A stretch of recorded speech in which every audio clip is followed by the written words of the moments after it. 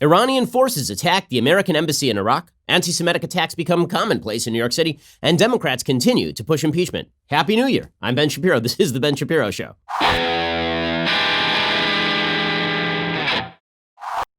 The Ben Shapiro Show is sponsored by ExpressVPN. Protect your online privacy today at expressvpn.com/Ben. Great thing to do in the new year. Well, Happy New Year to y'all. Hope that you had a wonderful vacation if you were able to take a vacation. I hope that you had a wonderful Christmas, great Hanukkah, Happy New Year. And we're back. And you know what that means? It's time for an international emergency. So over in Iraq, things have been degrading fairly quickly. That is because the government of Iraq has always been torn between the sectarian divide, Sunni and Shia. This has been true for a very long time in the aftermath of Saddam Hussein's fall and the disbanding of the Iraqi military. Sectarian violence obviously started to take root in Iraq. In recent years, there was an attempt by the United States to help bring together a government that would both fight off ISIS and that would resist Iran. That has proved to be harder than expected simply because Iran's influence in the region has tremendously grown. And that is in large part thanks to the fact that the Obama administration decided to basically make room for the Iranians. And now you're seeing all these members of the media, all these members of the left who are suggesting that it's President Trump's fault that Iranian terrorists attempted to storm the U.S. embassy over the last 3 or 4 days. And they're trying to suggest that this is because of Trump's harsh policy on Iran. No, this is because when you appease a power like Iran, their power grows and they are able to stage events like this one. And this is two very different views of foreign policy. And it's something that we ought to take note of because there is this tendency inside the right to be isolationist as well. And these views of foreign policy, one suggests that the role of the United States in the world should be basically we stay within our own borders. We wait to be hit. If we are hit, then we lash out in sort of quick fashion, and then we retreat back inside our own borders, and that the outside world has nothing to do with us. And this was America's foreign policy for large swaths of time up until the beginning of the 20th century, essentially. And then there's the other view, which is that the world has become a very, very small place. And what that means is that when things happen abroad, eventually they are going to end up as being threats to the United States. And so one of the goals of the U.S. military, one of the goals of American foreign policy is to quash threats before they occur. It's to make sure that we can minimize the possibility of risk growing. And so to take an example, there were two views that were prevalent in the United States in the 1930s in the lead up to World War II. And none of this is meant to suggest that we're about to go to war with Iran, which we are not. Okay, but there were two views in the 1930s in the lead up to World War II. View number one was the old sort of isolationist view, and this was predominant in the United States. It was the view of the Republican Party. It was the view of populists like Father Coughlin. It was the view of many people who suggested that the United States basically had no role in the world. If there was chaos over in Europe, well, that was a Europe problem. If there was chaos over between Japan and China, that was really a Japan and China problem. It wasn't really a U.S. problem. And then that problem started to arrive on America's front doorstep and back doorstep, as it turns out. And then Pearl Harbor happens. Now, what's interesting about the reaction of the United States to Pearl Harbor is that we immediately got our back up and we recognized that our role in the world had to change. Because the fact is this, the United States pretty easily could have come to some sort of accommodation with the Japanese that would have allowed them to maximize their regional power even after Pearl Harbor. And in fact, it's possible that's what the Japanese government thought was going to happen, is that the United States was not going to go to full-scale war with Japan even after Pearl Harbor because isolationist sentiment was so strong. And so they felt like, okay, well, if we hit them, then maybe they'll back off. Okay, that's not what happened. The United States got its back up, and instead, the United States ends up defeating Japan and occupying Japan for the next 80 years. The United States does the same thing with regard to Germany. Right? America's role in the world fundamentally changes because we recognize after World War II, that there is no more of this. We can retreat within our own borders and everybody will leave us alone. Well, that has only become worse over time. And every so often we're reminded of this. On 9/11, we were reminded that we can leave the Middle East alone. We can basically have a light footprint in the Middle East. We can say that that region of the world has not much to do with us. And that will not stop terrorists from hating us and wanting to attack us and wanting to kill American citizens. And again, there are two ways of viewing America's military response to events like this. One is that in the aftermath of Pearl Harbor, which killed on the order of 2,000 Americans, that in the aftermath of Pearl Harbor, America then entered a war in which 200,000 Americans were killed, right, in World War II. Was that a disproportionate response? In some ways, I think there are some isolationists who would argue yes. Pat Buchanan, for example, has sort of argued yes. Okay, the same thing has happened in the aftermath of 9/11. There's the argument that was made that they killed 3,000 of our citizens, but then we've been involved in wars that have killed more American troops than that. More American troops have died in those wars. But this fundamentally misstates the role of the American military and the role of America in the world. And that is the American military, people sign up. It's particularly now, it's a volunteer military. These are heroes who are signing up to defend America's freedom. They're not signing up in order to be paid to sit at a base in Georgia. Right? That is not why they sign up. And to treat them as children, to treat our soldiers, as the left likes to do, as sort of pawns in political games, where anytime somebody says we need to use troops to defend our embassy in Baghdad, for example, then the left says, well, how many troops are you willing to put at risk? Listen, that's a fine question, but it's not a fine question if you do it every single time we talk about using military force in defense of American assets abroad. So what we have to decide is what we want America's role in the world to be. And also, we have to be realistic about the fact that if America retreats from certain areas of the world, other forces take over. If Iran takes over Iraq, if Iran takes over Syria, if Iran takes over Lebanon, if Iran takes over Yemen, that has significant ramifications for America's foreign policy, not just in terms of the economy and shutting down the Straits of Hormuz, but in terms of actual security policy. The fact is the Iranian government is the chief sponsor of worldwide terror on planet Earth right now. If the Iranians take over the region, that maximizes Russian aggression, Russian power, which has ramifications for Europe. If the Chinese are working with the Russians and with the Iranians, then it maximizes Chinese power at the expense of American power in the world. Now, economics is not a zero-sum game, but foreign policy to a certain extent is, in fact, a zero-sum game. And when America pulls back, it is not that this becomes a vacuum, it is that that vacuum is very quickly filled. So there are going to be people who today, tomorrow, as we come back into the new year, argue that all of this is happening in Iraq because the United States ought to take a more isolationist view toward the world, that all this is happening with regard to China and Russia. If we just leave them alone, they'll leave us alone. But that is not the reality. The reality is that if we leave all this stuff alone, all we are doing is emboldening America's enemies to grow stronger. And then when conflict does occur, we are facing down a much stronger enemy. Right now, one of the things that is occurring from sort of the old Obama acolytes, they're saying, well, if we had just left Iran alone, if we just continued to pay off Iran, well, then Iran wouldn't be as violent right now with America. Now, first of all, that's not true. I mean, Iran is responsible for the deaths of literally thousands of American service people in Iraq. And so the Iranians have not been our friend for quite a while, going all the way back to the mullahs in 1979. But there's this case that's being made by the Obama contingent that if we had just paid them off, everything would have been fine. And it's Trump's harsh stand against the Iranians that is causing them to get violent. Okay, go back to 1940 and the Munich Accords. And think to yourself, or 1939 in the Munich Accords, 38, the Munich Accords, and think to yourself, what would have happened if after the Munich Accords, but before Hitler violates the Munich Accords, Churchill is elected? And then Churchill takes a very strong stand, and then Hitler starts attacking the countries surrounding him. Isn't it true that people on the left would then have blamed Churchill and his strong stand against the Germans for provoking? Appeasement looks good until the point at which the appeaser is stepped on. The problem is if people foresee that and they elect somebody who's no longer going to appease, it's easy for people on the left and for isolationists too to suggest that it's the intransigence of strong-willed people standing up against evil that is the cause of the evil being evil. And that's never true. The Iranian government has been evil for 40 years. The German government was evil before Churchill was elected and before Churchill took over and the Chamberlain government collapsed. Evil doesn't need an excuse to be evil. Okay, we'll get into what's actually occurring here and why President Trump is doing the right thing in Iran and what foreign policy ought to look like there. Nobody is calling for overt war. I will say this 1,000 times today. No one wants war with Iran. No one wants an open conflict with Iran. There are things we can do short of that open conflict to stop them from pursuing this aggressive policy in the region and putting more Americans at risk and creating a stronger Iran to be used against their own citizens and, more importantly, against America's other allies around the Middle East and America herself. We'll get to that in just 1 second. First, let us talk about something that you need going into the new year. Okay, the thing you need going into, you need to be comfortable down below. Okay, let's face it. We're going into the new year. I know it's the most depressing day of the year, right? I mean, it's the day after New Year. You got all your resolutions in order and you know you're going to fail. But one thing is for certain. You need to be comfortable where it counts. And this is why you require Tommy John. Tommy John obsesses over every little detail and stitch by using proprietary fabrics that perform like nothing you have ever worn before. As a result, Tommy John's men's and women's underwear sport a no wedgie guarantee, comfortable stay-put waistbands, and a range of fabrics that are luxuriously soft, feather-light, moisture-wicking, breathable, and designed to move with you, not against you. That means no bunching and no riding up. Tommy John is so confident in their underwear that if you don't love your first pair, you can get a full refund with their best pair you'll ever wear or its free guarantee. If you prefer to shop in stores, you can find them in over 1,200 retail locations across the country, including Nordstrom stores nationwide. Tommy John, no adjustment needed.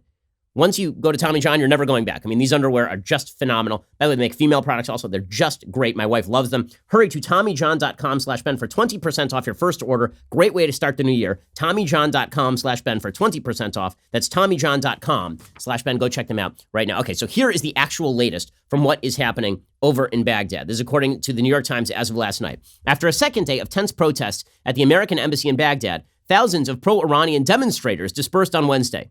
Okay, demonstrators is code for many of these people are terrorists. That literally a terrorist group called Hezbollah, which has outlets. This is sort of the Iraqi outlet. There's the Iraqi outlet of Hezbollah. It's sponsored by the Iranian Quds Force, which is a wing of their Revolutionary Guard. Hezbollah has thousands of rockets pointed at Israel and Lebanon. Hezbollah has a significant role in the conflict in Syria. Hezbollah is one of the worst terrorist groups on the planet. It is labeled as such by the American State Department and by an increasing number of European countries. And if the Europeans label somebody from the Middle East a terrorist, then it's a fairly good shot that they're an actual terrorist group. Okay, after a second day of tense protests at the American embassy in Baghdad, thousands of pro-Iranian demonstrators dispersed on Wednesday, ending a siege that had trapped American diplomats in the embassy compound overnight, winding down a potentially explosive crisis for the Trump administration. The demonstrators had swarmed outside the embassy, chanting "Death to America." The New York Times, by the way, originally termed these people mourners, which shows you where their heads are at. What exactly were they supposedly mourning? They were mourning the fact that the United States had attacked Hezbollah encampments in Syria and Iraq, because these are places from which Hezbollah fighters had been going out and trying to kill Americans and American allies. In contrast to Tuesday, when some demonstrators forced their way into the compound and set some of the outbuildings on fire. They're not demonstrators. Demonstrators don't break into embassies and set things on fire. Those are called terrorists. The crowd on Wednesday was smaller. No protesters breached the compound's gates. When the demonstrators, largely members of Iranian-backed militias, angered by deadly American airstrikes over the weekend. I do love it when they suggest that they are angered by deadly American airstrikes. You know, until then, they were nice guys. But then it was that the United States attacked some terror bases, and then they were like, oh, man, I'm so pissed off. Until this, I was just like your nice, normal terrorist. I wasn't going to, go burn an embassy or something. But now that you killed my terrorist friends, now I'm like a super, really giant, angry terrorist. And I'm going to go burn crap. Alternatively, these were terrorists who were looking for an excuse to go and do something bad. And so they stormed the embassy, the outer walls of the embassy, and this forced Americans inside the embassy, the American military, to fire tear gas into the crowd. When the demonstrators reached the roof of the burned reception building on Wednesday, American security forces, including Marine reinforcements sent by the Pentagon the day before, fired tear gas to drive them back. And you can see from the video, I mean, these are people who are arriving with battering rams and weapons. Where are all the females? I mean, if these are demonstrators, have you seen a single female? Why is it that these are all military-aged males who are carrying Hezbollah flags? Could it be that they are actually terrorists? I'm so sick of the media covering for terrorists and pretending they're just demonstrators. It's insane. The full withdrawal came after leaders of the Iranian-backed militias who had organized the demonstration called on the crowd to leave, and most gradually drifted away on foot or drove off in trucks. The leaders later announced that their agreement to withdraw was conditioned on a commitment from Iraq's Prime Minister, Adel Abdul-Mahdi, to move ahead with legislation to force American troops to withdraw from Iraq. So Mahdi had been protested by thousands of Iraqi citizens who said that he's enthralled to the Iranians. Now, Mahdi's caught between Iraq and a hard place, basically. A large part of his country is Shia. A huge percentage of the parliament is Shia. Many members of the government are Shia. Many of them are enthralled to Iran. Meanwhile, he has a vast Sunni population as well. The Shia want the Americans to leave so that Iran can help overrun Iraq. The Sunnis want the Americans to stay so that America can help protect them against the Iranians. Now, if you're American, you're going, what role do we have in all of this? Well, the role is to basically keep the peace. And the reason you need to keep the peace is because if the Iranians overrun Iraq, then they now run all territory between Afghanistan and the coast of the Mediterranean Sea. And they now run everything, basically, ranging all the way as far east as parts of Afghanistan, and then all the way as far west as Lebanon, and as far south as Yemen. And by the way, working in coordination with the Russians and the Chinese. So if you worry about America's place in the world, about our foreign policy, about the possibility of a major war breaking out, here's the thing. War breaks out for a variety of reasons, but one of those reasons is when your enemies think they are stronger than you, and they take advantage of that strength. Right now, America's enemies recognize that America does not want to go to war with anybody, and so they're pushing at the borders. Right? They're pushing. This is what Putin has been doing. He did it in Crimea. He did it in Georgia. He's been pushing consistently. The Iranians are pushing consistently. The Chinese are pushing consistently. They're basically using the old Stalin-esque tactic of push where it's mush, right? And You push until the mush stops, basically. Well, the question is, when is America's back going to get up with all this? President Trump is saying right now, like this bleep ends right now. Iran's ability to deploy militias to blockade American diplomats inside the embassy for most of 2 days made clear how much power they wield within the Iraqi government. According to the American government, the Iraqi government didn't do enough at the very beginning to defend America's embassy in Iraq, that's sovereign American territory.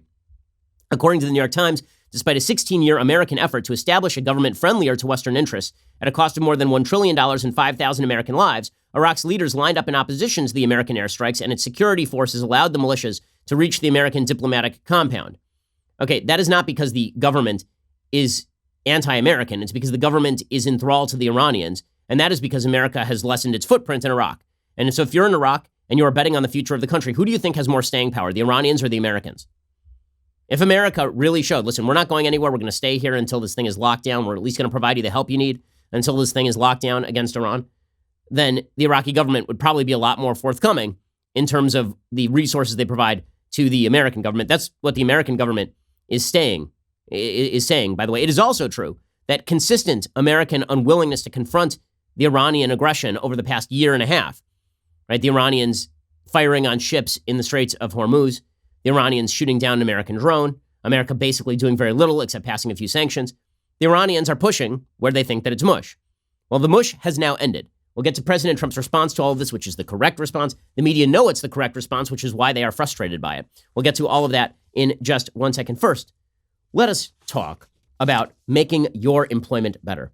Don't let what happened to me happen to you. I'm just kidding, mostly. But let's say that you had a producer for your show, and this producer was like key to the show. And let's say it was your very first day back. Your very first day back in a brand new year, one of the most important days of the year. And let's say that this producer was like, you know what? It's a short week. I'm just taking it. Let's say that we won't give let's say it's like Rebecca or something. And she's just like, you know what? I have other things to do today. And so you got now Colton flying the ship. And you're like, I mean, Colton's great, but where's Rebecca? And let's say that you were looking for better employees. Well, you would be looking to ZipRecruiter right now. ZipRecruiter.com/dailywire. You need to check it out so that you only hire the best candidates. ZipRecruiter sends your job to over 100 of the web's leading job boards, but they do not stop there. With their powerful matching technology, ZipRecruiter scans thousands of resumes to find people with the right experience and then invites them to apply to your job. As applications come in, ZipRecruiter analyzes each one, spotlights the top candidates, so you never miss a great match. ZipRecruiter is so effective that 4 out of 5 employers who post on ZipRecruiter get a quality candidate through the site within the very first day. Right now, my listeners can try ZipRecruiter for free at this exclusive web address, ZipRecruiter.com/dailywire.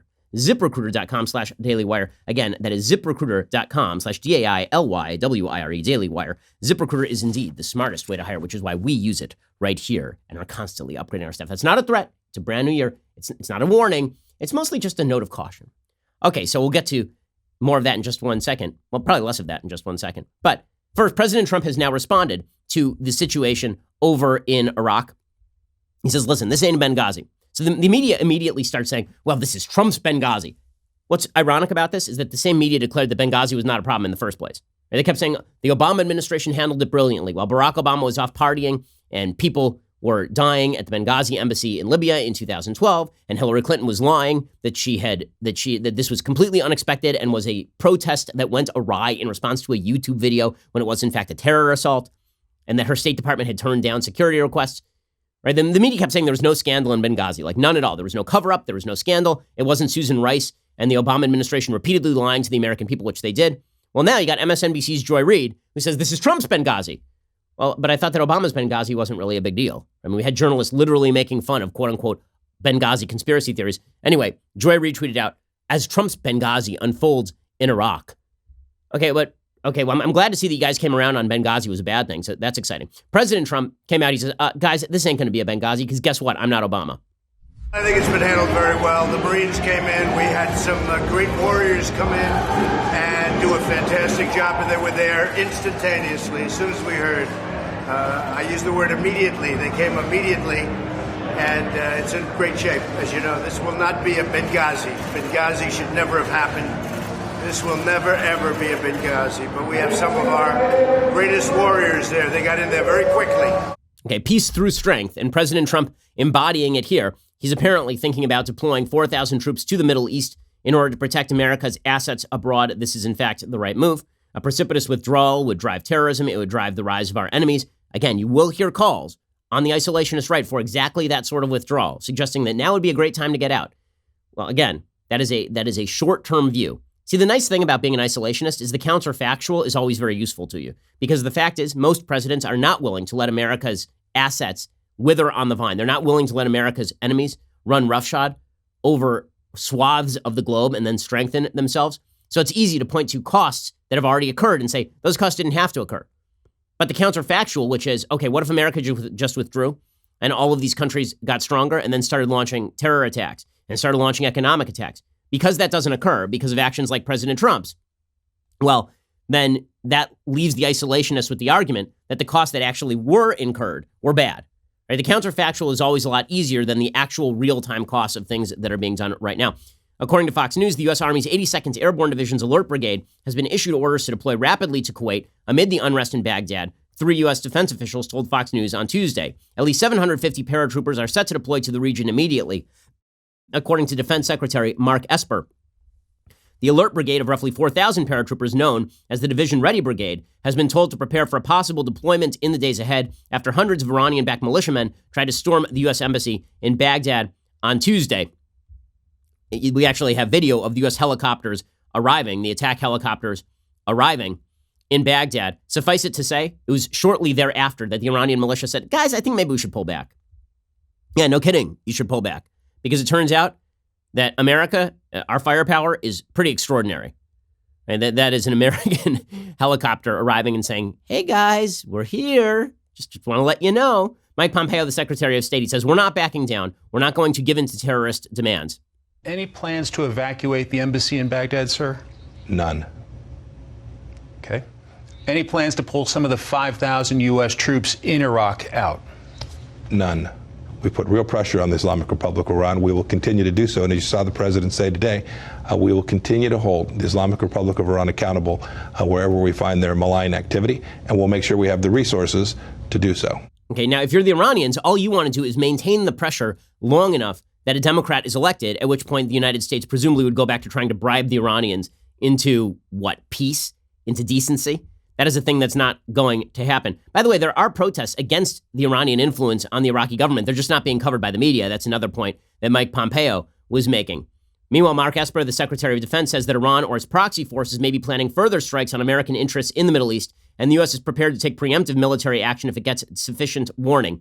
According to Esper, he said the game has changed. We're prepared to do what is necessary to defend our personnel and our interests and our partners in the region. Now listen, no one wants a full-scale war with the Iranians. But you know who doesn't want a full-scale war the most? The Iranians. Because if there's a full-scale war, the first people die are the mullahs. If this thing goes to full-scale war, the first people who have their heads come right off their bodies are the mullahs in Iran, and they know it. So what they're doing right now is they are pushing, and they're pushing, and they're pushing, and they're oppressing their own population, and they are launching low-level terror assaults, and they are doing all of this in the hopes that they will drive America out of the Middle East in the same way that the North Vietnamese, the Viet Cong, drove the United States out of Vietnam, and that allowed for a spread of communist tyranny in that region. They're looking for the same thing to happen here. The difference is that President Trump is president right now, and the chances that he is going to pull out precipitously are extremely, extremely low, as well they should be. There are things the United States can do beyond economic sanctions, by the way, and striking terror bases is one of those things. Hitting at Hezbollah is one of those things, and that can be done with pretty much zero cost from the air, which is one of the reasons you saw these demonstrators, quote unquote, from the New York Times, these demonstrators descending on the embassy is because America did strike a series of terrorist encampments, and it was very successful. The United States does have an interest in ensuring safety and security for America and her allies and her interests in the region. It'll be interesting to see how these arguments play out because Trump does have this sort of isolationist streak, but he is also not somebody who's going to run away from all of this.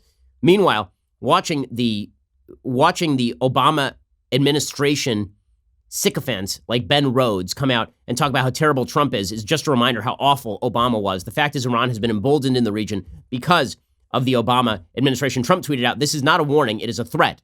Happy New Year."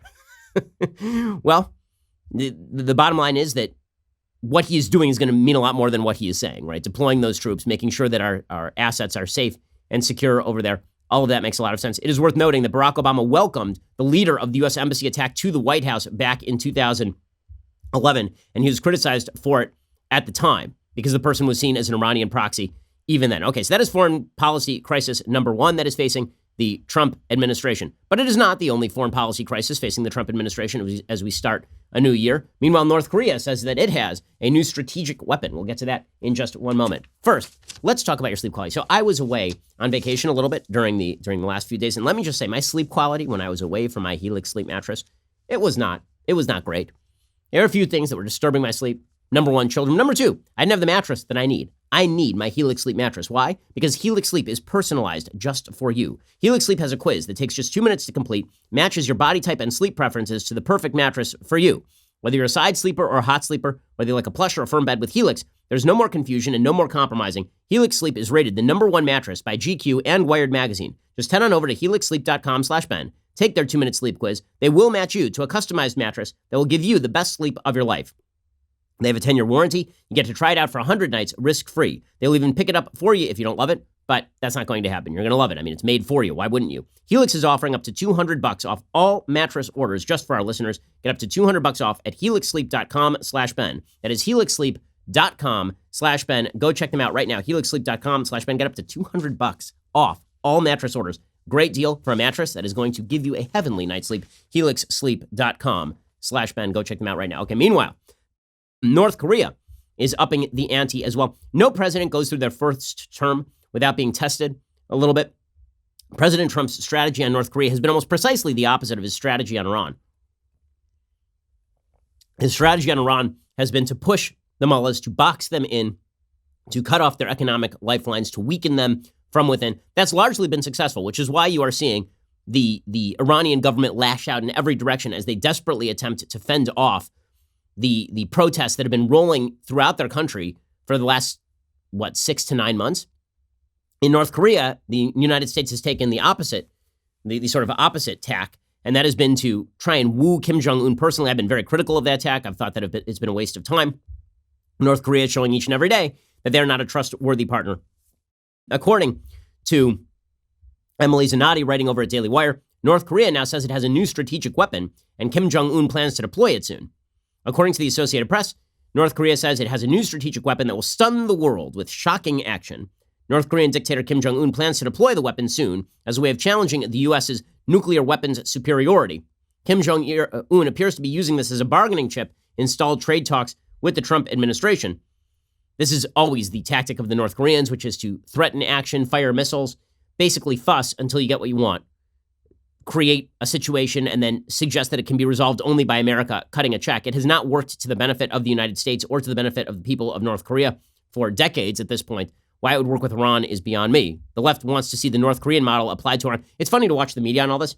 Because Trump is taking this really bifurcated approach to Iran versus North Korea, they won't endorse either strategy. So when Trump takes this very soft tack with North Korea, which at least is mildly more justified than it would be with Iran, simply because Iran doesn't have nuclear weapons yet, and North Korea already does, which means that you have to treat them with a little bit more care than you would with regard to Iran. But when it comes to North Korea, the media is like, oh, look at this Trump. He's sycophantically kissing ass with North Korea. And then when it comes to Iran, where President Trump is taking a very harsh line, they're like, why isn't he sycophantically kissing ass of the mullahs like Barack Obama did? Guys, you got to pick one. Either you treat America's enemies with harshness, and it's peace through strength, and it's you set up barriers and rules, or it's none of the above. You got to pick. You can't just randomly suggest that it's good when Barack Obama does it, but bad when Trump does it. That's not the way any of this works. The AP reports that Un says he will soon reveal a new strategic weapon to the world as it bolsters its nuclear deterrent in the face of quote-unquote gangster-like U.S. pressure. The Trump administration has been trying to negotiate with North Korea for years. President Trump sees an inked deal with the rogue communist nation as a potential hallmark of his term. Just a few short years ago, Trump did manage to secure an anti-proliferation treaty with North Korea, halting at the time North Korea's pursuit of nuclear weapons and development of ICBMs, but North Korea has not actually abided by any of those agreements. President Trump dismissed the threat of North Korea. He said, no, we're getting along great, which of course is not true. Here's President Trump saying it. I have a very good relationship with Kim Jong-un. I know he's sending out certain messages about Christmas presents, and I hope his Christmas present is a beautiful vase. That's what I'd like, a vase, as opposed to something else. I don't know. Look, he likes me. I like him. We get along. And he's representing his country. I'm representing my country. We have to do what we have to do. By the way, I just want to note that, okay, if Kim Jong-un sent Trump a vase, he'd be like, what's this vase? Why is there a vase here? You think I need another stupid vase? I got 1,000 vases. With that said, is the policy with regard to North Korea the smartest? No, but is there a really great policy available with North Korea? The answer, of course, is no. I mean, at the very least, North Korea doesn't have regional aspirations. Right? North Korea is at least somewhat contained. The same is not true of Iran. Okay, meanwhile, over in New York City, attacks on Jews continue apace. We saw over the Christmas vacation, over the Hanukkah, the winter vacation, we saw an attack during Hanukkah at a house that was next to a shul in Brooklyn. It was an attack on a machete attack by a guy who'd been let out of jail early. He had a criminal history, and it injured 5 people, including the rabbi of this particular shul. This was only the latest in a spate of attacks. There have been a bunch of attacks over the last month, over the last several weeks. And, I mean, you can see that we have a mashup of a bunch of videos of the attacks from closed circuit TV. Pretty frightening stuff. You can see that here's a Jew just being chased down in the middle of the street and beaten up, held to the ground and punched. You can see that, I mean, this sort of stuff is happening pretty much every day, and it's overtly religious Jews that are being targeted disproportionately by people who happen to be minority. That doesn't mean that they're doing it because they're minority, but it is worthwhile noting that this is one of the reasons the media is not covering it. There's a Jewish boy walking down the street, a Jewish man walking down the street getting clocked from behind by a young person of color, it appears. The only reason that race is relevant in this conversation is because the media specifically only talk about anti-Semitic attacks when they are white supremacists. The reason they're not talking about these anti-Semitic attacks is because they're not against secularized Jews with left-wing values. They are against religious Orthodox Jews in New York City, and they are being perpetrated by members of the intersectional hierarchy. That is the reason why the media refuses to cover all of this. The New York Times admitted as much back in 2018 when they said that even though there was a massive spike in anti-Semitic attacks in the city, it's been ongoing for years at this point, they said that they had failed to cover it because it, quote, refuses to conform to an easy narrative with a single ideological enemy. The fact is the media refused to take this stuff seriously, specifically because of the nature of the victims, religious Jews who do not hold left-wing values, and the nature of the victimizers, disproportionately young minority males. Jake Tapper got this one right. Jake Tapper was on CNN. He was talking with Barry Weiss and Jane Costin. And here's Jake explaining correctly that the media response definitely would have been different if white supremacists had committed this Hanukkah attack. This is kind of a sensitive question, but do you think the reaction by politicians and the media would be any different if these recent anti-Semitic attacks had been committed by white supremacists instead of who they were committed by? I do. And the reason for that is because it took a man walking in with a machete the size of a broomstick for there to be any public outrage during the holiday of Hanukkah. Yeah, that, of course, is true. It is also true that the Jersey City attack disappeared from mainstream newspapers, and not only that, was covered by mainstream newspapers as a response to gentrification, with Jews coming in and offering to buy apartments from black folks in Jersey City. And the fact is the media only cover anti-Semitism when it is convenient to their narrative. But anti-Semitism comes from a wide variety of sources, including disproportionately, in terms of opinion, Black Americans are disproportionately anti-Semitic compared to other racial subgroups of Americans, according to the Anti-Defamation League. Again, only relevant because what you are seeing in New York City is disproportionately the attacks taking place from members of minority communities. Okay, if this were a white supremacist thing, the media would be covering it because it is uncomfortable to talk about the fact that there is disproportionate anti-Semitism among African Americans in the United States. The media simply refused to cover it.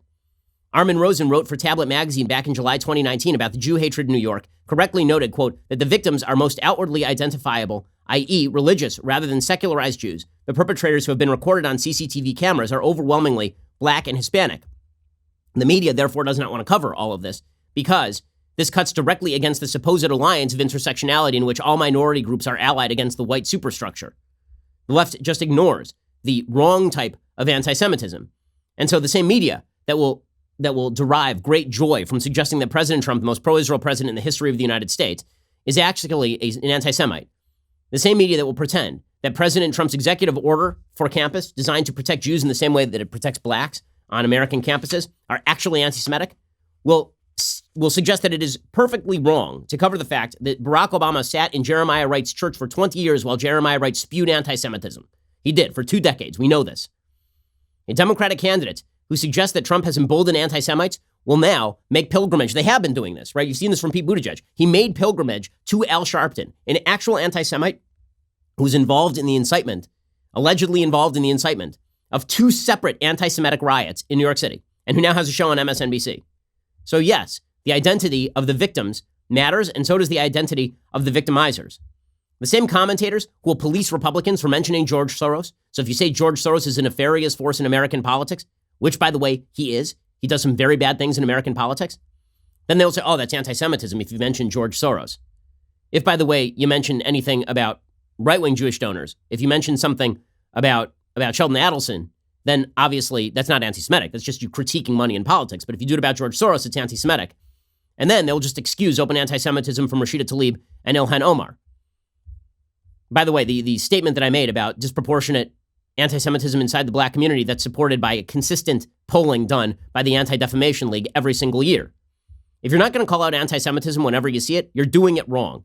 But the media are not interested in doing it because for them, it's just a tool. It's just, and this latest spate of anti-Semitic attacks in New York is a perfect example of this. I'll get to more of that in just a second. First, let's talk about the fact that one of the most important things in the context of marriage, particularly, is your sex life. I mean, obviously this is super important, but it can be sometimes awkward to discuss if you got a problem with your sex life. Well, if you got a problem, you really ought to go fix it. If you're dealing with a condition like erectile dysfunction or hair loss or cold sores, you should get treatment ASAP. It's not always comfortable or something you want to do, but you should take care of it, both for you and your partner. That's why our friends at Roman have spent years building a digital platform that can connect you with a doctor licensed in your state, all from the comfort of your home. Roman makes it convenient to get the treatment you need on your schedule. You just grab your phone or computer, you complete a free online visit, and you'll hear back from a U.S. licensed physician within 24 hours. If the doctor decides that treatment is right for you, Roman's Pharmacy can ship your medication to you with free 2-day shipping. You also get free unlimited follow-ups with your doctor anytime you have questions or you want to adjust your treatment plan. With Roman, no commitments, you can cancel anytime. So if you are struggling with ED or hair loss, cold sores, other issues, go to GetRoman.com/Ben for a free online visit and free 2-day shipping. That is GetRoman.com/Ben for that free online visit and free 2-day shipping. Okay, we're going to get to more of the anti-Semitism in New York City. We'll also get to impeachment and the 2020 race where Bernie Sanders is showing some life despite the fact that he'd basically been declared dead just a couple of months ago. We'll get to all of that in just 1 second. First, you need to go over to dailywire.com and subscribe right now. Right now, you need to go do it. Gang, 2020 is going to be a crazy news-filled year with the upcoming election, impeachment attempts, Democratic cage matches, debates, and so much more. We know that you need to know everything that is going on. The best way to stay informed on all things 2020 is to become a Daily Wire member and get comprehensive news and opinion from us on demand. So we are giving you 20% off all memberships until January 6th. Yep, 20% off all memberships when you use promo code DW2020. Members get our articles ad-free, access to all of our live broadcasts and show library, the full 3 hours of the Ben Shapiro Show, select bonus content, access to the mailbag, and more. Plus, our new all-access tier gets you into live online Q&A discussions with me, which is the best. Also other people like Andrew Clavin, Matt Walsh, Michael Knowles, Jeremy Boring, plus our site's writers and special guests.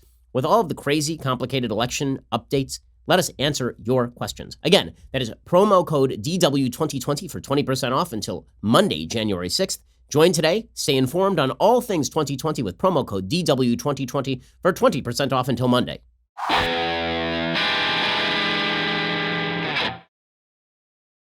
Okay, so the issue of anti-Semitism, again, being treated as a political football by the left, because this is what the political left enjoys doing, apparently. CNN's Sam Vinograd blamed President Trump for the situation in New York. She tried to excuse Andrew Cuomo, the governor of New York, and Bill de Blasio, the mayor of New York. And she blamed President Trump in the process for the fact that Bill de Blasio, who claimed that there was no anti-Semitic problem, like 5 weeks ago, after that Jersey City attack, he suggested, well, now anti-Semitism has reached the doorstep of New York City. No, it's been there for a very long time. You just don't care about it because it's coming in a form that you wish not to recognize. Andrew Cuomo, who came out and said, well, this is just, it has to do with the general tone and tenor of politics in our country, trying to blame Trump for something happening in his own state. Here's CNN Sam Vinograd doing the same thing. We have not seen the U.S. government address the lessons of countering extremism in really a strategic way, and I do not understand why. President Trump has the authority and the ability to call together a whole of government approach on this issue, and he has failed to do so do so while concurrently, unfortunately, really propagating some anti-Semitic narratives. Oh, so you see somehow the people who are beating up Jews in Williamsburg are actually Trump supporters. Shocker. Who didn't see that one coming? I'll be honest with you, really did not see that coming. Probably the pair of goons who flashed a knife, according to the New York Post, as they yelled, "Hey, Jew boy," at a Brooklyn teen over the weekend, spewing that hate at a 17-year-old victim walking on Avenue O near 8th Street. Apparently, that was probably a bunch of white supremacists. By the way, not a single incident in New York City has been linked to white supremacy, but obviously this has to do with President Trump. Demonstrating once again that the left doesn't care about anti-Semitism, depending on the source, Jay Michelson wrote a piece over at the Daily Beast where he tried to explain that left-wing anti-Semitism is basically fine because the reality is that left-wing anti-Semitism is rooted in reality, where right-wing white supremacist anti-Semitism is rooted in mere conspiracy theorizing.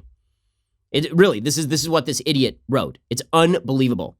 He says, this combination of baseless hatred, he's talking about the conspiracy theorizing in the Jersey City community among some people about Jews selling organs and gentrification. He says, this combination of baseless hatred and socioeconomic grievance stands in stark contrast to the wordy theoretical manifestos of white supremacist anti-Semitism. And while some attackers cite conspiracy theories similar to the ones on the nationalist right, such as the Black Hebrew Israelite doctrines noted above, the social contexts and relationships to power are utterly different. While conspiracy mongering exists on the left and the right, there is no left-wing or African-American equivalent of President Trump, who is freely traded in anti-Semitic stereotypes, sometimes in a joking way. After all, the notorious anti-Semite Louis Farrakhan may be the leader of the Nation of Islam, but Trump is the leader of the free world. And then he just blames Trump for all of this. Literally, the Democratic Party this year, or last year rather, excused the anti-Semitism of Rashida Tlaib and Ilhan Omar and made them part of the squad and elevated them. Literally, last year, Pete Buttigieg made pilgrimage to Al Sharpton. But don't worry, guys, there's no anti-Semitic problem inside the Democratic Party. By the way, speaking of things that New York City could do to stop all of this, how about you get rid of your idiotic bail policy? They've now pushed bail reform in New York City. And it turns out that when you don't hold criminals on bail, they go commit crimes. Who could have predicted such a thing? Who, except for every functional, sentient human being with a prefrontal cortex? According to the New York Post, suspects arrested in last week's spree of 8 anti-Semitic attacks are quickly being released right back into the neighborhoods they terrorized thanks to bail reform legislation, which doesn't even take effect until January 1st. The most recent case of revolving door justice came Saturday morning with the release with no bail of a woman charged with punching and cursing at 3 Orthodox women ages 22, 26, and 31 in Crown Heights, Brooklyn at dawn the day before. The accused assailant, Tiffany Harris, was hauled in handcuffs before a Brooklyn judge on 21 menacing harassment and attempted assault charges. F you, Jews, Harris allegedly shouted during the attack. Yes, I was there, Harris later admitted to the cops. Yes, I slapped them. I cursed them out. I said, F you, Jews. As she stood before a judge in Brooklyn criminal court with a hood to a navy blue jacket over her head, Harris was in familiar territory. She still has an open harassment and assault case on the Brooklyn docket from November. Last month, she was sentenced to no jail time for felony criminal mischief in Manhattan. She has completely failed to show up for court appearances. But Brooklyn prosecutors didn't even bother requesting bail on Saturday, given that the reform law approved in April technically doesn't take effect until January 1st. The de Blasio administration has made it clear we all need to get in compliance with bail reform now. So you can't even hold these people on bail who are committing crimes. Harris broke into a grin when approached by a reporter. Why do you want to know? Goodbye, she said. Absolute insanity. Absolute insanity. But welcome to left-wing governance, which is ruining major American cities across the country. Meanwhile, there was another act of violence that took the headlines for 5 seconds because, once again, it did not fit the media's narrative, and that was this attack at a Texas church that happened over the holidays. Apparently, according to the Wall Street Journal, a streaming video of the Sunday church service in Texas at which a parishioner gunned down a shooter is rallying those who support making it easier for private citizens to bear arms. Gun rights advocates have long argued that if more citizens have guns, they can defend themselves and others in the event of a shooting. On Sunday morning, this is that last Sunday, a gunman opened fire at West Freeway Church of Christ in White Settlement near Fort Worth. He killed 2 people before a parishioner who was part of a volunteer security force fatally shot him. And you can actually see this happen in the video. You can see the shooter who arrives on scene, starts shooting at people, and a bunch of people in the crowd pull out guns, and a security officer puts down the shooter and shoots the shooter. It was amazing. There are people on the left who are tweeting, yeah, but the real threat was that there were people in the audience who didn't really know what to do with their guns and were unlicensed with their guns. That was the real threat, obviously. Okay, let's just say this. If that Hanukkah party that was attacked by a guy with a machete, if there'd been anyone there with a gun, It wouldn't be 5 people injured. It would be 1 terrorist dead. That's what would have been happening there. Everyone who wishes to protect themselves and their community should become a responsible gun owner. They should know how to use. They should coordinate with the authorities. They should do all appropriate things to defend themselves. By the way, speaking of idiocy, again, the U.S. criminal justice system is broken, but not in terms of keeping people in jail too long all the time. Sometimes it's broken in terms of this revolving door that we have with crime. It turns out that the man who fatally shot 2 people at the White Settlement Church before being killed by church security had a long criminal history and was described by his ex-wife as battling a demon and not nice to anyone. The shooter was identified on Monday morning by 2 law enforcement sources familiar with the investigation. NBC5 has learned that his criminal past included charges of assault, theft, arson, and possession of an illegal weapon in Texas, Oklahoma, and New Jersey. What a delight. I mean, it's unbelievable. You set up a revolving door for criminals, and then you're shocked when it turns out that the criminals go and do terrible things. And meanwhile, with all of this happening, with all this turmoil internationally and domestically, the Democrats are focused laser-like on impeachment. They continue to move forward with impeachment, although Nancy Pelosi still has not set forth a timeline as to when she will convey the impeachment charges to the Senate. Remember that impeachment was passed in the House, but she has not actually passed that on to the Senate. There's an interesting legal debate going on right now over whether Mitch McConnell actually needs that. There's nothing in the Constitution that suggests that Nancy Pelosi, number one, is compelled to hand over the impeachment charges to McConnell. But there's nothing also that says that McConnell can't hold a separate trial on the basis of those impeachment charges. They're public, after all, and then just acquit. So there's a debate over whether McConnell should do that right now or whether he should just point at Pelosi and say the reason she's holding this back is because she knows what's going to happen next. Meanwhile, Rudy Giuliani continues to militate in favor of his own testimony, which is presumably the worst idea that ever happened. He was at Mar-a-Lago over the weekend suggesting that he would love to testify, which would be the worst possible idea because Rudy Giuliani is not his own best witness. Here's Rudy. I would testify. I would do demonstrations. I'd give lectures. I'd give summations. Or I do what I do best. I try the case. So there he is explaining that he would love to testify. The Republicans would be fools to do that. Meanwhile, everybody in the country has already broken down into lines on this one. Okay, everybody knows where they stand. And the reason they know where they stand is because this is not about what Trump did or did not do with Ukraine. It is a generalized referendum on Trump. Guess what? We get to have a generalized referendum on Trump in just about 11 months here. Okay, it is fast approaching the election. Most Americans, in the end, want this to be decided by the American people. They do not want this to be decided by Nancy Pelosi and crew. They do not think that whatever are the allegations rise to the level of getting rid of a sitting president. The only people who are in favor of all of this are people like Linda Ronstadt, who came out on CNN and explained to Anderson Cooper, who was busy getting brutally drunk on New Year's Eve. I mean, just going wild on New Year's Eve with Anderson. It confuses me as to why CNN thinks that this is good broadcasting or a good idea. You're a news network and you have your anchors making absolute mockeries of themselves on national TV. Do they think that it makes them seem fun?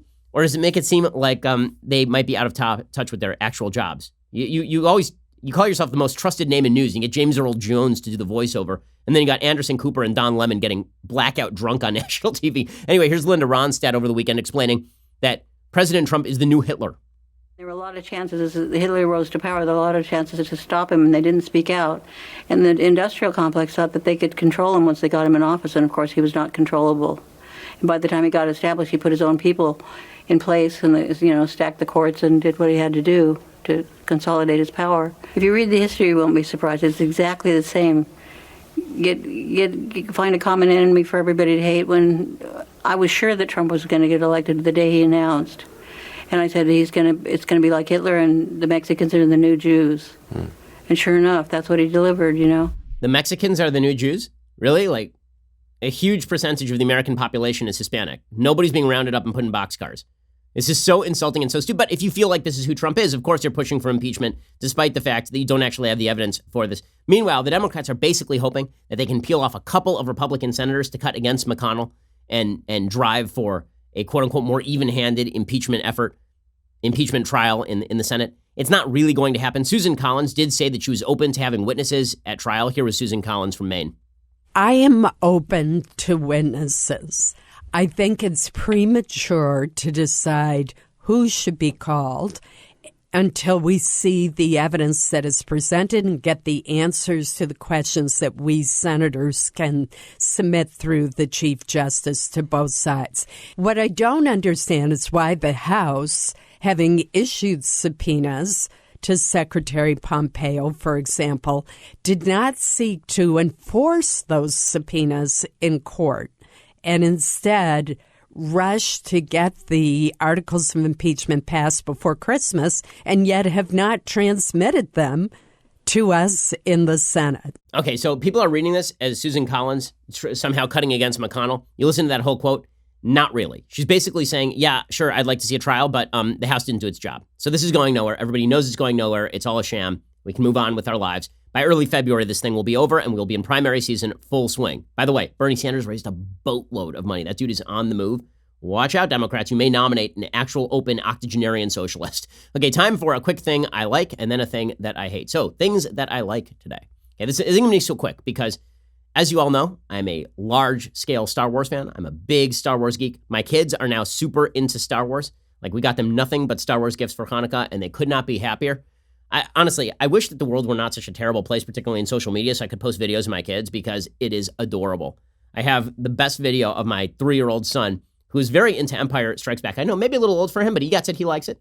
And there are many videos of me turning to him now and saying, "No, I am your father." And him saying, "That's not true. That's impossible." And me saying, "Search your feelings. You know it to be true." And him going, "No."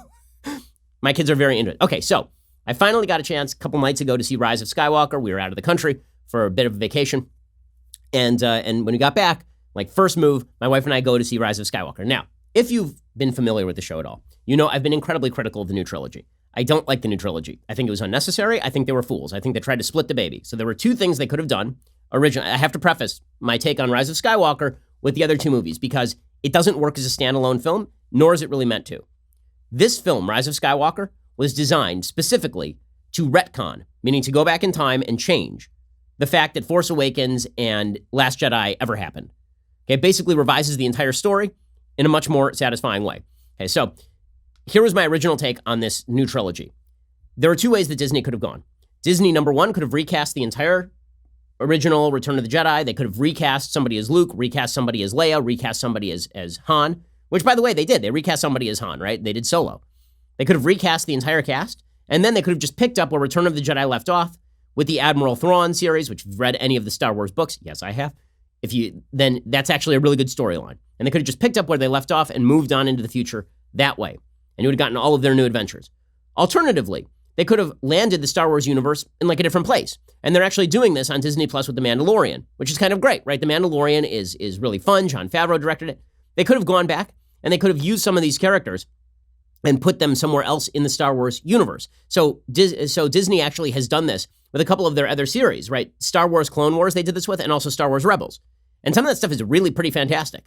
Okay, they could have done any of those things. Instead, what they chose to do was split the baby. We'll introduce new characters, but we'll live off the nostalgia for the first films. You can't do that. And the reason you can't do that is because if you're nostalgic for the first films, you don't want to see bad things happen to your favorite childhood characters.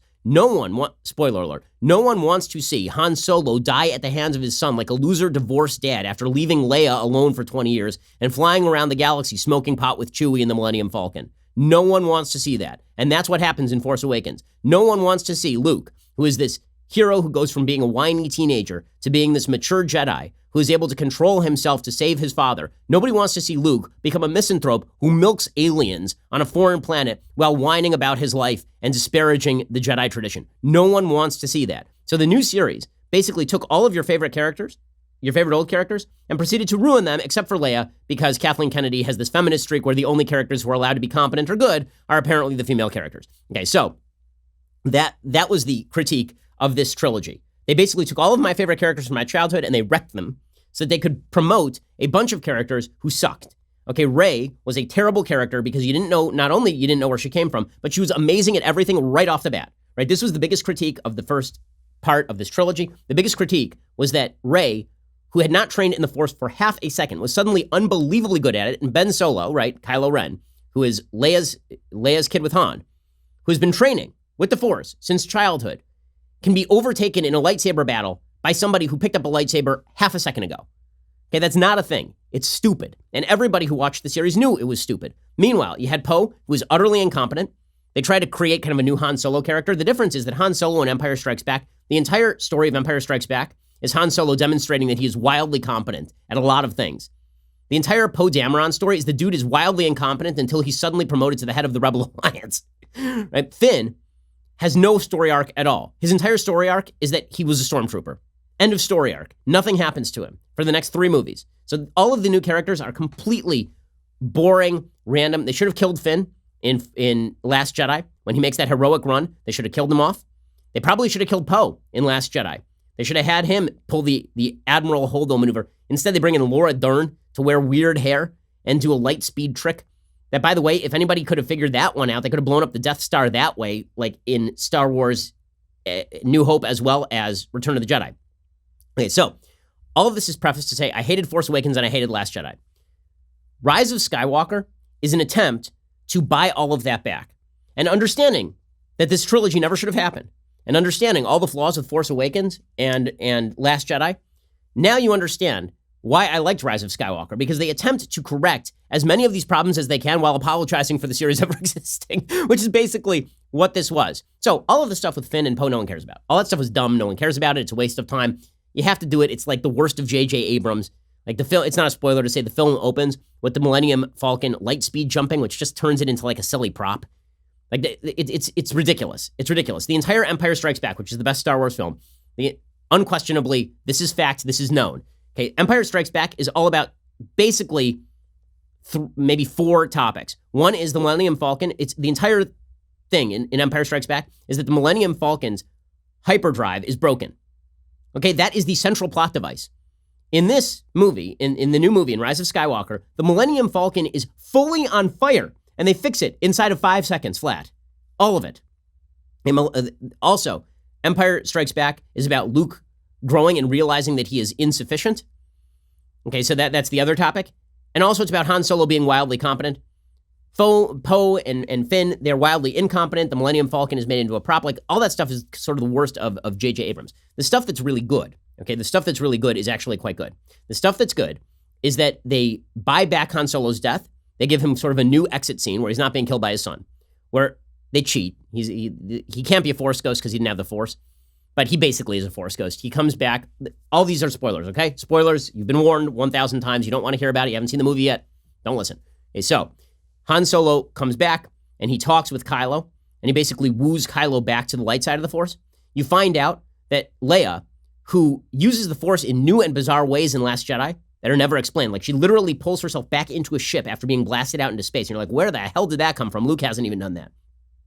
You're told in this movie that Leia was trained as a Jedi by Luke, which makes sense, right? In the books, she actually is. Right? In the books, she actually is trained as a Jedi by Luke. And that she decided not to become a Jedi at the last minute because she foresaw using the Force that if she became a Jedi, then her lightsaber would be used to kill Ben. Okay, so that all makes sense. So they retconned that.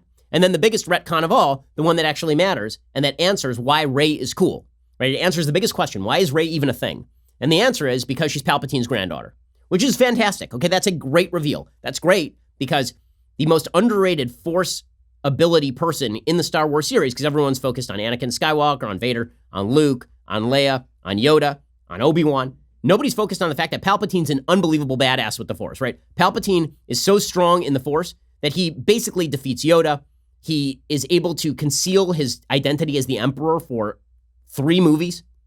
He's able to turn Anakin to the dark side. Like, Palpatine's an utter badass. And so they bring Palpatine back from the dead, which they sort of had to do. Palpatine's a great character. They bring in all the old musical cues. They bring in all of the old stuff, which is the stuff that I like. So if you're a nostalgia person, right, if you're pissed at this series because you feel like it ruined your childhood, then this movie was an attempt to restore that. It was an attempt to make Han cool again. Fairly successful. It was an attempt to make Leia cool again. Successful. It was an attempt to make Luke cool. There's a great scene where Luke does, even though he's dead, right? Luke does this thing that Yoda does while he's alive in Empire. Remember in Empire, there's this scene where Yoda raises the X-Wing from the swamp because Luke fails to do so. Here, Luke is able to do that as a Force ghost to hand over the X-Wing to Rey. That's great. The callback scene where they find the old Death Star from Return of the Jedi, and Rey has to confront herself, which is another callback to Empire. And then when they're playing the old musical cues, right, all that stuff is great. What they do with Kylo Ren, bringing him back to the light side, is pretty great.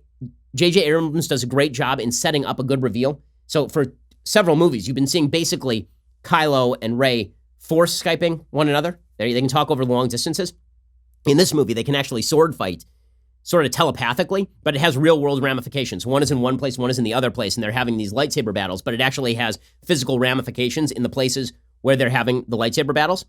And so that ends with a really fantastic reveal. Right? All that stuff is great. So everything with Kylo, everything with Rey, everything with Palpatine is great. Everything with Leia and Han is really good. Like, all that stuff is good. Finn and Poe continue to be disposable. All the other fringe characters end up being disposable. There is this lesbian moment that's been much talked about because at the very end of the movie, they show a lesbian couple kissing, and it's obviously Disney trying to shoehorn in the, okay, glad we know you're there.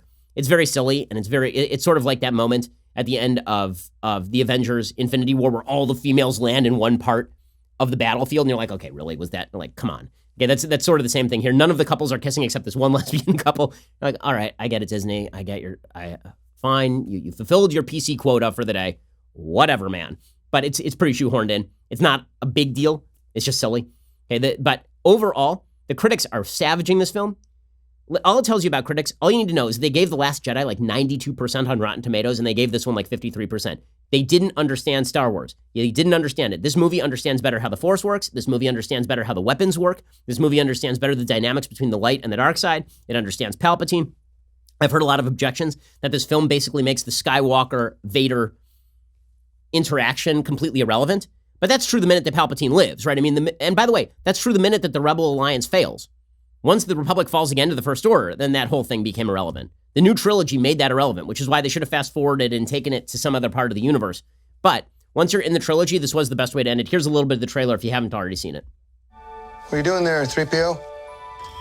Taking one last look, sir, at my friends.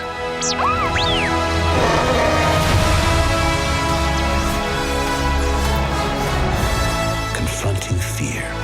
It's the destiny of a Jedi.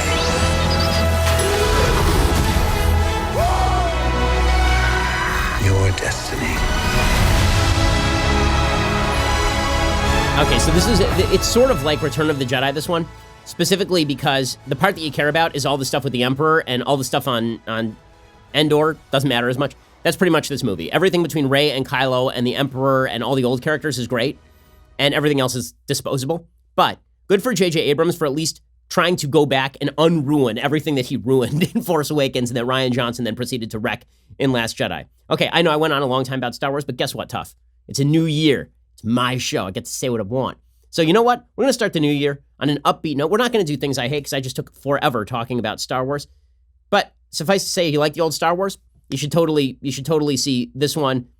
It is definitely better than the last two in the series, and everybody who's ripping on it didn't understand why the last two sucked. Alrighty, we'll be back here a little bit later today with 2 additional hours of content, including all of your election updates, Bernie Sanders raising tons of money, where we are in the polls, Joe Biden stepping in it again. We'll get to all that 2 hours later today. It's why you should subscribe. Get 20% off today when you go to dailywire.com/subscribe. So go make that happen. Otherwise, we'll see you here tomorrow. I'm Ben Shapiro. This is The Ben Shapiro Show. The Ben Shapiro Show is produced by Rebecca Dobkowitz, directed by Mike Joyner, executive producer Jeremy Boring, senior producer Jonathan Hay, supervising producers Mathis Glover and Robert Sterling, technical producer Austin Stevens, associate producer Colton Haas, assistant director Pavel Wydowski, edited by Adam Sayevitz. Audio is mixed by Mike Coromina. Hair and makeup is by Jesua Olvera. Production assistant Nick Sheehan. The Ben Shapiro Show is a Daily Wire production. Copyright Daily Wire 2019. Iran-backed terrorists attacked the U.S. Embassy in Baghdad on New Year's Eve, but decisive leadership dispelled the violence. We will examine why Baghdad didn't turn into Benghazi and what it means as we look forward to the coming decade. Check it out on The Michael Knowles Show.